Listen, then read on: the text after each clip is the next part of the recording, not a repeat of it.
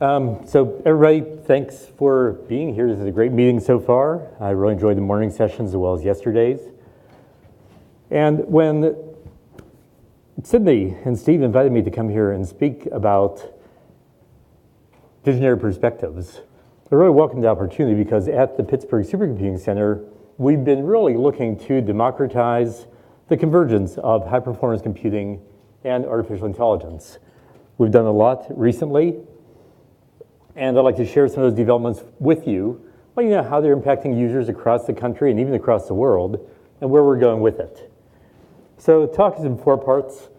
Just motivation, why we're doing what we're doing, our vision for doing this, the steps we've taken in the recent several years to make it a national resource, give you some examples of success, building on things that Steve showed us, and some of them are in fact related, and then a quick summary. So first of all, this is PSC's first time at this event. I enjoyed meeting Steve at HPC also because I didn't know about this organization before that. And so just very briefly, we're a joint research center of Carnegie Mellon University and the University of Pittsburgh, obviously in Pennsylvania. We've been around for 33 years now. We've stood up 21 HPC systems, and of those, at least 10 were either unique or the first of their kind in the world. We have a number of active research projects. Some of those I'll highlight here. We do nationwide education and training in HPC concepts and AI. We have rotating workshops in MPI, OpenMP, OpenACC, and big data and AI. Stanford's a regular participant in many of those.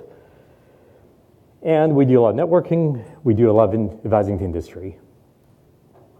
So, echoing Steve's perspective from this morning, we came from an era where what we did was big data. We didn't call it that, but it was. It was hard to deal with, but it was structured, it was regular. It was that column on the left.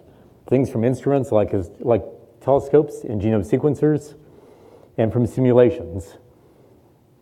Now we're also in the area on the right, where we have very large unstructured data.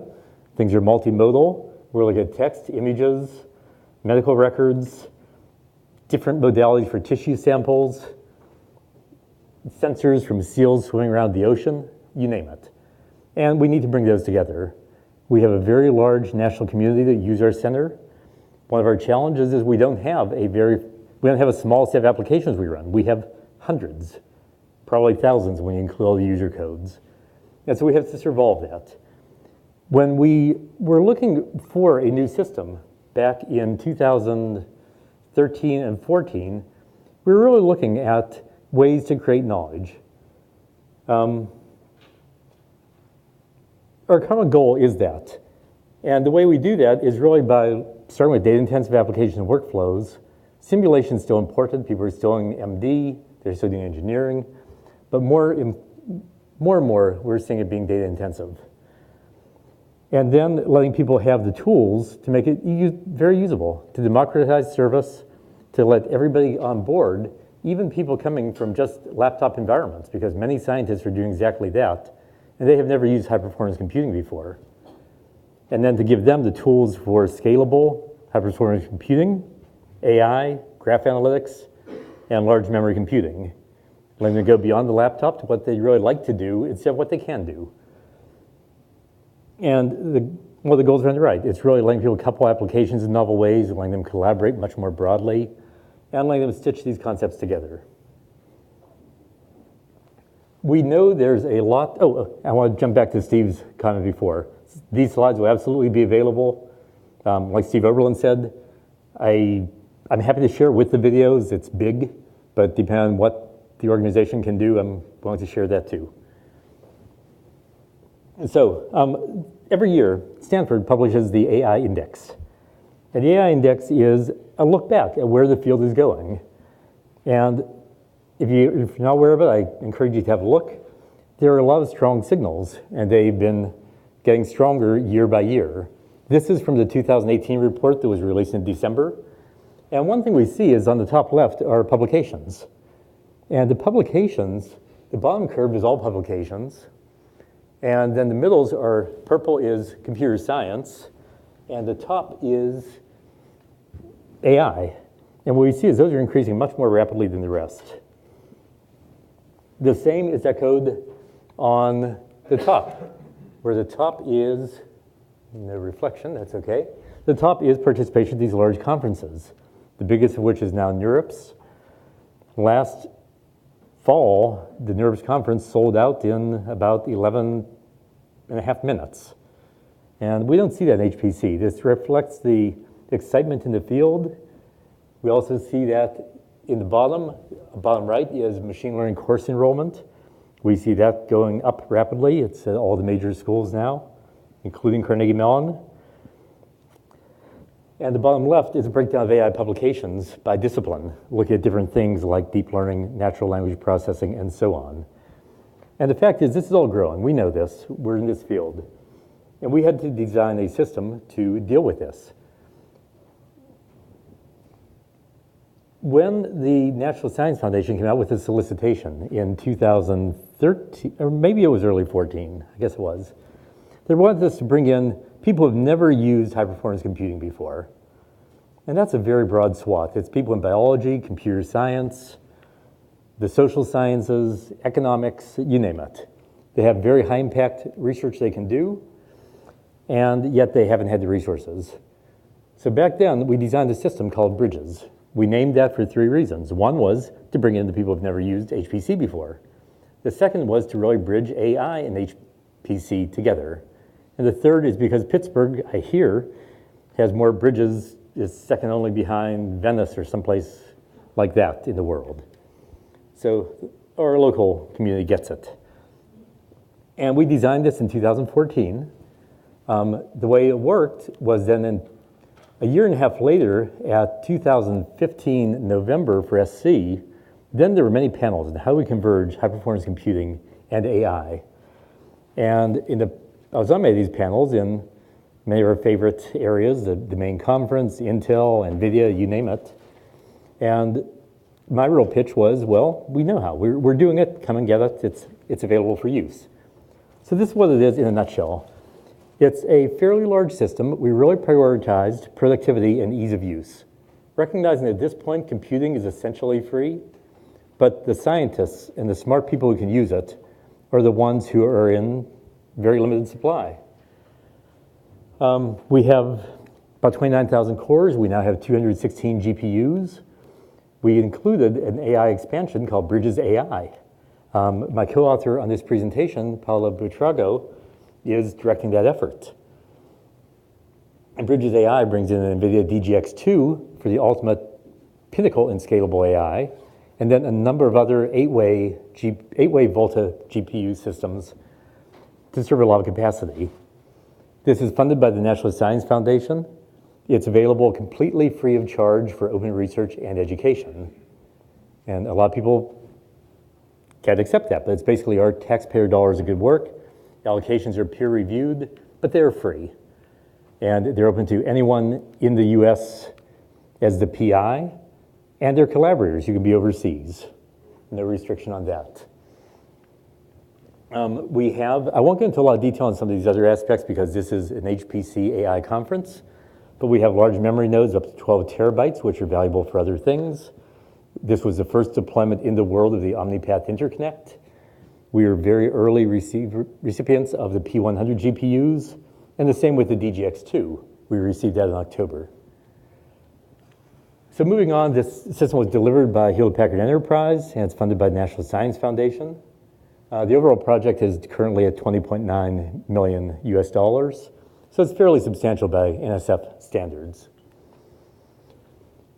One of the things we needed to make this system usable by the people who never used HPC before, these are people who don't know what command line is, they don't know what a scheduler is, they have never used Slurm, and they really don't want to. And why should they have to? So we prioritize a number of things here. One is interactivity. Students now expect instant feedback. They're used to these devices where you can do a search and you get immediate gratification. And why should they have to wait in a queue for hours or days only to find they made a mistake and have to start over? So we prioritize interactivity. We actually do this with Slurm behind the covers. but we set aside a pool of nodes for interactive use. We thought this would work, but time has proven out that it actually does. For example, when a course at CMU on deep reinforcement learning was reaching its end a year ago, Paula noted that we need to make sure these students don't get hung up on our machine, so we expanded their interactive pool. In that course, there were 260 students with accounts on Bridges in one PhD level course. And we expanded the interactive pool, we measured it, we saw what happened, and sure enough, not a single student had to wait for access. And that was our goal, to make sure they would all succeed in their final projects without having to wait. At the same time, because the system is of sufficient size and we manage it carefully enough, we've also maintained it at well over 90% utilization. That wasn't necessarily a goal, but it's a happy outcome that's higher than we expected. We support all the popular frameworks like Python, Anaconda, R, MATLAB at scale. MATLAB at 352 cores on 12 terabytes is pretty exciting for the people that use that. And letting people use all of this without changing what they do from their laptop really lets them scale their work up by orders of magnitude. It lets them envisage doing what they really want to do, not what they've been able to do. And that's key. We support the AI frameworks. I'll get into that a little bit more. We've recently begun supporting containers very aggressively. We've had that for a while, but now with the NVIDIA GPU cloud containers, users have found that to be tremendously successful, as have our staff, because picking those up is much better than building them ourselves, given the pace that all of these frameworks come out. We support full-time persistent databases for people who have to stand up, science gateways and persistent services for whole communities, and so on. Of course, a lot of software. And the elements in green, excluding the bottom, are things you can't find on traditional supercomputers. We haven't had those on previous systems of PSC. People have asked for them, but these are new. What types of virtual machines are you using? So the virtual machines, the question is what kind of virtual machines are we using? Under the covers, they're mostly KVM, and we mainly use virtual machines now for being the backends to persistent web services and gateways, like we have a Galaxy gateway and some others. Things are community portals that have to be up 24/7 and always running. For most application codes, we're mainly using containers. Going into the project, we weren't sure if people would want to spin up VMs in an elastic sense. And in fact, we didn't find any demand for that. People wanted it for persistence only. A good question. So conceptually, the cartoon of the machine is like this. Central to the whole thing is the interconnect. That's OmniPath, it's in blue. The point of that is it brings all storage to all compute equally. Low latency, high bandwidth. We designed the topology ourselves to be cost effective for these data intensive workloads and HPC applications at moderate but not extreme scale, because that was what that solicitation called for. We could have done it differently as well. A parallel file system is on that. There are now many parallel file systems. It has grown, as I'll detail. Management nodes, there are many small nodes for doing standard HPC style compute, dual socket Xeon. There are large memory nodes with 3 and 12 terabytes of RAM, respectively, 4 and 16 CPU sockets. And there's the new Bridges AI expansion that we just introduced in the fall that we'll go into. The real system looks like this. This is an interactive application that's at this URL. Feel free to grab it. It opens in any web browser, and it has details about all the node types, what they're good for. The blue bubbles indicate where all the parts of this machine are usable for AI and high-performance data analytics. And this is huge, because we really built this into every aspect of the machine, from the storage, through the fabric, through all of the node types, because all of them serve different roles in this. Real machine learning is not just deep learning, it's not just inference, it's not just pre-processing data and data cleaning, it's all of that. And people need all of them on one roof. They need to be able to go back and forth between these different applications and frameworks, and go back and forth between things like HPC with MPI, and TensorFlow and R, and in some cases Hadoop or Spark, and do all that in one place. We added Bridges AI, which is, I have not yet integrated it into the diagram, but when I have time I will, and that's down here. So I want to emphasize that this is all available for free for research and education. Also, by arrangement for corporate, we can make 10% of the resource available on a discretionary basis. That's on a cost recovery basis, which means we, by law, cannot make a profit, which is good for the users. And so that's a very good application for industry, for people doing proprietary work. The numbers here are startups on the left column. These are things you can get basically in a business day usually, just to get going immediately, to do some scoping, analyze performance. And for some projects, it's enough. Research allocations can be 100 times bigger in general. So millions to tens of millions of core hours, hundreds of thousands of GPU hours. And that's, again, all free. Education, same thing. These are for courses. And we have over 100 courses using the machine across the country. I want to just emphasize interactivity is key here. With new communities, that's number one. People are not willing to wait for results. And by doing it right, you can mask it and still keep the system very busy. The frameworks are essential. People right now are coding in Python. They want Anaconda, R, MATLAB, Jupyter Notebooks. We serve things like Jupyter Notebooks and R through an on-demand interface just through a web browser. So it makes it very accessible. Gateways are these very important concepts. I want to give this as context. So these are basically HPC software as a service. There could be AI, there could be big data as a service behind them. But some of these, the gateway portal for the Galaxy Gateway, for example, currently has over 100,000 registered users. And these are in addition to our 7,500 users or purely Bridges users.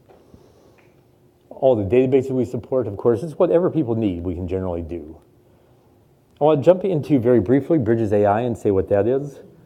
One thing I did not do was start my timer, so if someone could give me updates every so often, it'd be really good. So Bridges AI includes several things. One is at the top of the pyramid, an NVIDIA DGX2. That is for applications that require the ultimate scalability to 16 voltas and or 512 gigabytes of GPU memory. And we're hearing more and more of those. Next are 9 Hewlett-Packard Enterprise Apollo 6500 servers. Each of those has 8 NVLink connected GPUs. And the reason for this split is, think of it as a pyramid. Not everyone needs the maximum capability, but you have a lot of people who need capacity. They need to work, they need to scale their models up. Over time, we may get more people moving up, in which case, by then, we'll look for more maximum scale resources, which will also have evolved. This is fully integrated with Bridges, of course. It's allocated in the same free mechanism through Exceed, which is the national cyber infrastructure for allocating these resources. This expands our capability by about 10 petaflops of tensor arithmetic. And this addition, in fact, expanded the overall AI capability of the NSF Exceed program across the country by 300% in this one action. We also have staffing in here to help people scale their models, and that's really an emphasis here. It's not just running a bunch of single GPU apps, but it's to look at how can we help people scale to use 8 or 16 GPUs at once or more going across the interconnect and go even faster. That also is time to solution, improving the human's productivity. So I'm not going into a whole lot of detail on these. I want to put them up just for reference. The V100 GPU is the core of this. It introduces tensor cores, on-package HBM2 memory, and the NVLink 2 interconnect. And the interconnect really excites me because this goes back to the days of custom interconnects and really building HPC-style machines. This is key to scalable HPC. And this is different than just buying Volta instances in a cloud. This is a scalable approach. And Steve and I have talked about this, and this is like a marriage of the Cray genome into NVIDIA and really having a great interconnect in a custom AI box. Also, this has its own, it has the NV switch that I haven't addressed on that slide. Next, I just want to mention these capacity nodes, 8 GPUs each, hybrid cube mesh topology. Really nice for deep learning, very cost effective. Like the DGX2, these have onboard NVMe SSDs for very high bandwidth access to data for training. High-end CPUs for doing what they have to do. The DGX2 is bigger and better. So on here we have over 80,000 CUDA cores, over 10,000 tensor cores. It's a really exciting box, and we have one of the first ones out there. We had an early user program through November and December. Right now, today, we're finishing the user survey to learn what people accomplished, what scalability they got, what scientific advances they were able to achieve. So I'm looking forward to getting those results later today, downloading them, and pouring through them on the flight back. On these systems, we support all the major frameworks. As I said, the NVIDIA GPU Cloud has been a huge win for this because it lets us capture all the new revisions of TensorFlow and the frameworks as they come out. Containers, Singularity is what we're using. What we do to make it easy for users is we get the Docker image from the NGC. We convert it to Singularity. We have a local repo of that to make it very easy for users. And what we've heard from them so far is they found it a wonderful environment to work in. One of the things we're doing, as has been noted, we have a lot of data, and AI is driven by the availability. So we're really championing the availability of large data sets. Just some examples, things like ImageNet, the Common Crawl at Amazon, the GDELT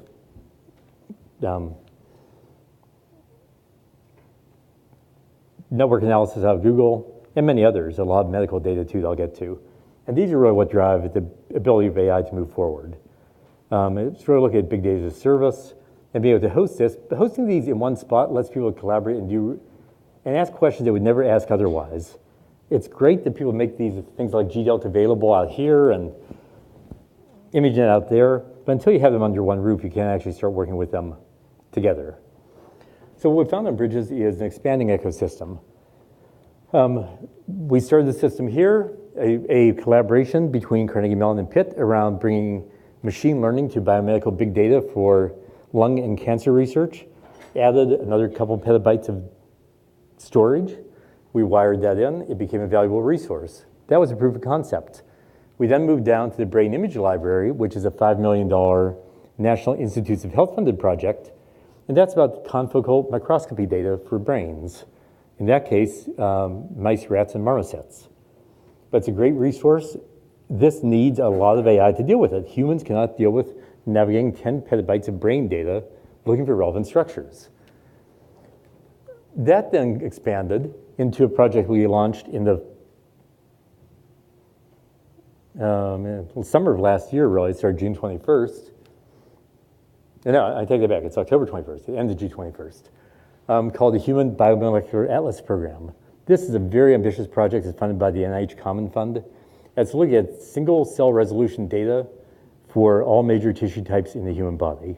So this is single cell genomics, imaging, mass spec data, and being able to understand these and how they differ in humans, being able to do analysis across them. The map component is because we'll be able to do analysis across these tissues and these organs, regardless of who they come from. And of course, organs come in all different sizes. A kidney of one person is different from the kidney of another person, but yet be able to do analysis.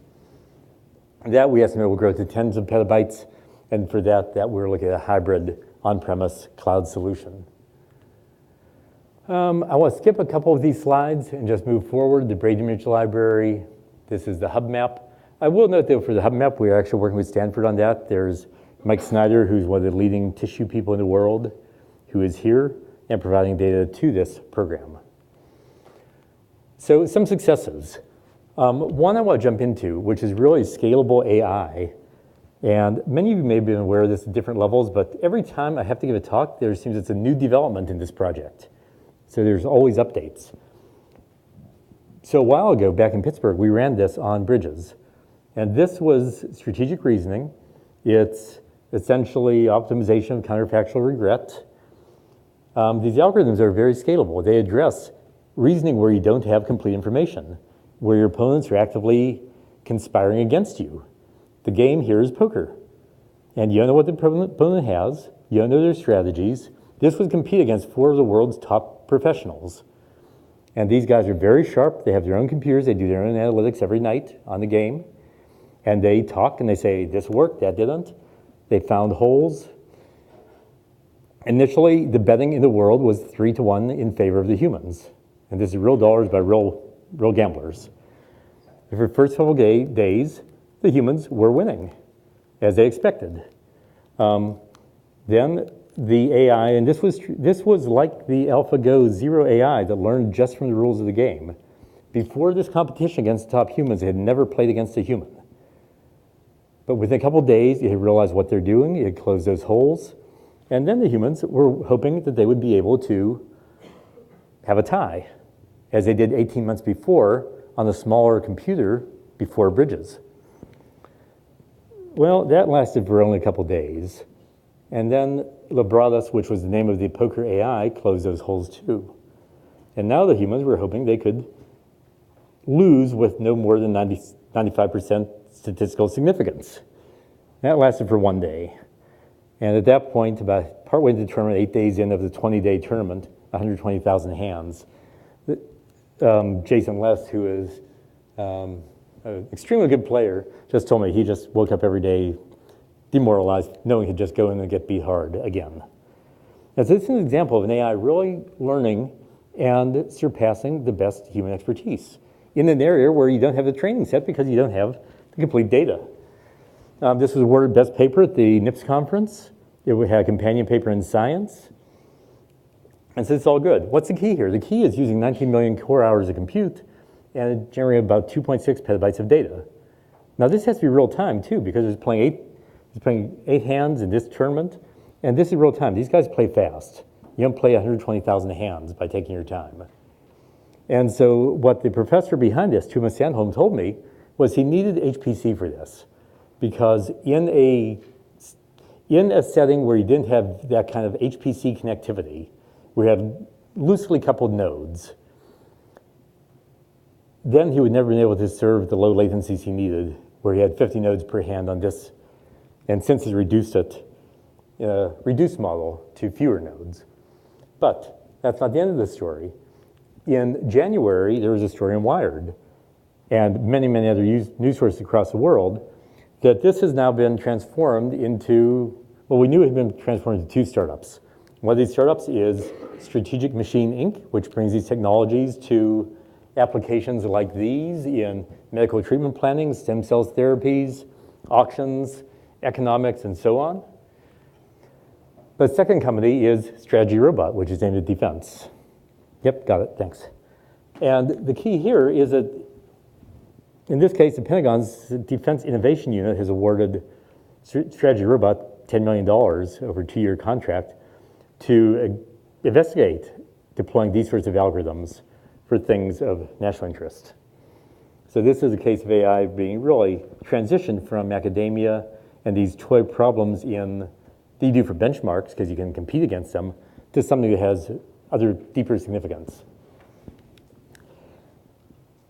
One of the applications I want to really highlight in the converged HPC and AI is this one. It's from Chris Wolverton at Northwestern University. And this is really material science.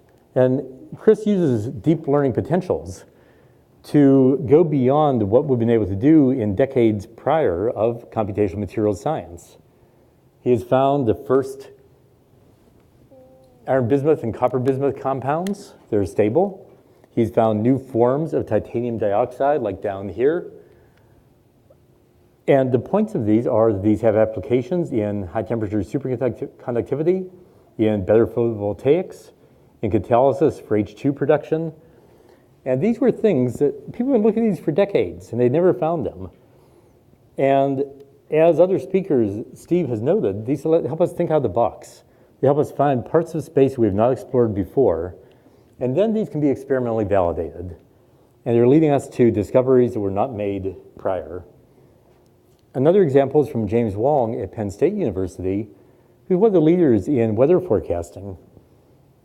And there are others in Oklahoma that we work closely with. But James is looking at these formation of these very vaguely comma-shaped clouds that signal the onset of extreme weather. And the point here is by finding those early, then you can increase resolution in that part of the modeling and simulation, let the resolution relax in other spots, and thereby improve your time to solution, improve your quality, improve your forecasting accuracy. And this is, in fact, a collaboration with a commercial weather forecasting service. Steve noted CMS as a huge driver of a lot of this. We're working with them too, and we have a workflow, again, very non-traditional, of them streaming data to bridges and being able to get turnaround from this. This is with the groups at Fermilab, and obviously there are a lot of AI applications that we'll be looking into in the future around this because it's just needed. One more example I want to give, I'm going to fast forward after this, I think, to some of the conclusions here, is this one on glioblastoma. Glioblastoma is an almost always fatal brain tumor. It's one where colleagues of mine at the University of Pittsburgh have deep expertise. Jinghua Liu has been looking at applying deep nets to the Cancer Genome Atlas, which is a compendium of many tumors of different types for different patients. And his hypothesis was that because tumors are around disruptions in cell metabolic pathways, and those are essentially evolved, that if you look at a neural network on this, you should be able to see some of those structures also evolve.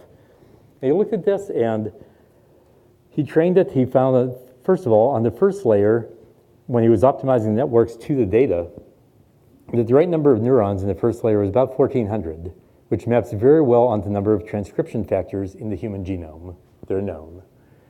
And on the third layer, because now he's looking for things that he recognizes, in the third layer, he found a cluster that exactly maps onto this glioblastoma multiform, including methylation that, in fact, is not in the original data that can be inferred from the results of who had which kind of tumor. And that's really exciting because it means that in the data that you get out of this network and its self-organization, the kinds of things where you're neural look from TensorBoard and see emergence of lines and corners and faces, here he's seeing emergence of clusters of genes that pertain to tumors. They can find one he recognizes, great. The real question is, of other clusters in that layer, what do those correlate to? And what kind of tumors are they? And what sort of medical insight is there that can be found by saying, okay, now we have this cluster, we don't know what it is, but what tumor might it be, and then what are the therapies we may be able to design to deal with it? So we have a lot of other work going on. I'm going to fast forward a little bit. Let me just say that, so we have a lot of work going on in text and speech processing, of course. I'll be happy to talk to you about this afterward. In economics and looking at the meaning of words in context. And that's really key to this previous one too.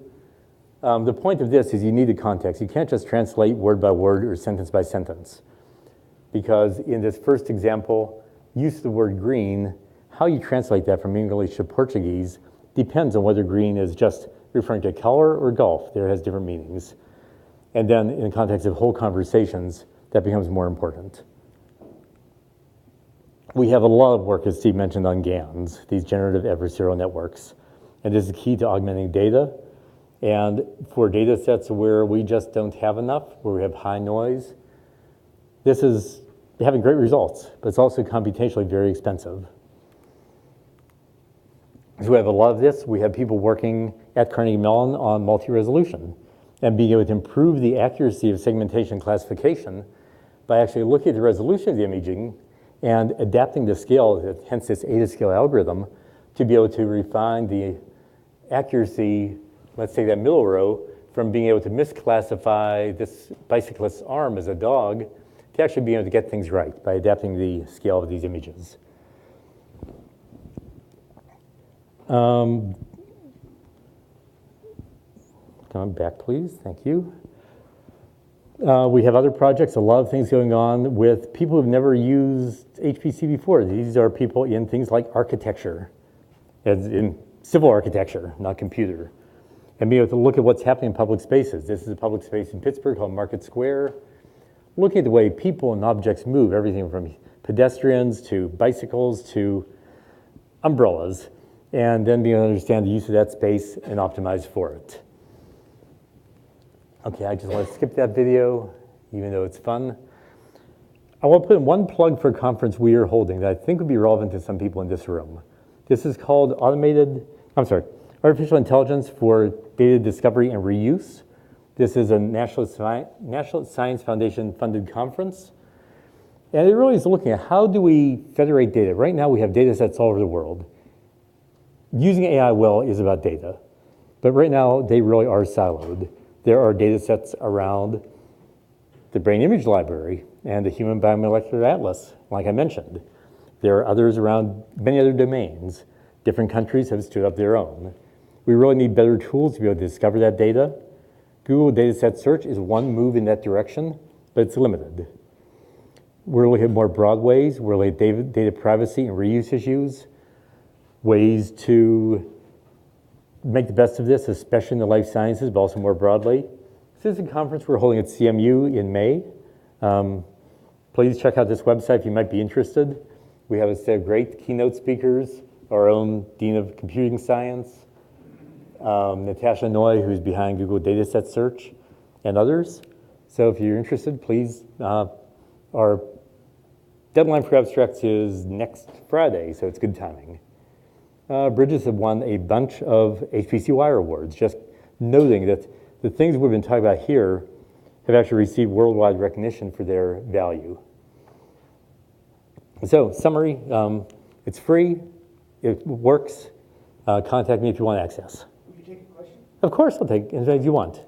Monday before last, Google invited me to a presentation by a Palo Alto Networks company called Dasher, where they announced that they're supporting Python 3.7 in their cloud functions, which I think is exactly what your Jupyter Notebook people need to go to avoid the Docker, NGC, container, rancher, singularity thing that they really aren't familiar or comfortable with. Do you support cloud functions, and do you have plans to do Python? Well, we already do Python. Yeah. Yeah. We already do Python. As of this morning, we have Python 3.6.4. We just haven't installed 3.7 yet. But yeah, we absolutely do Python. And that's essential.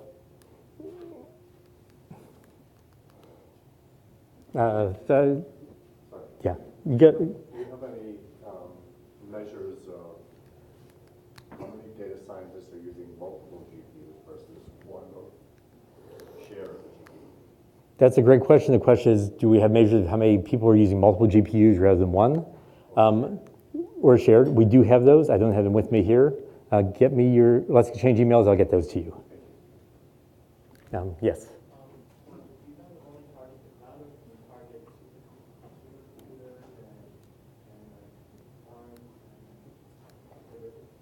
Well, the question is, do we only target the cloud or do we also target supercomputers?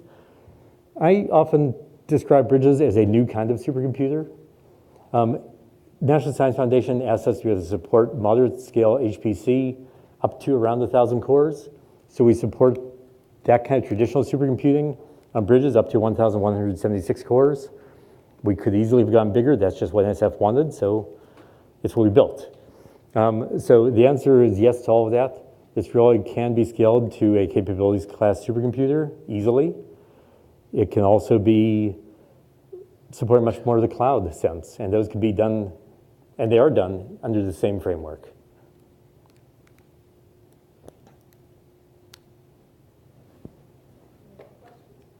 Okay, if there's nothing else, be happy to catch me later.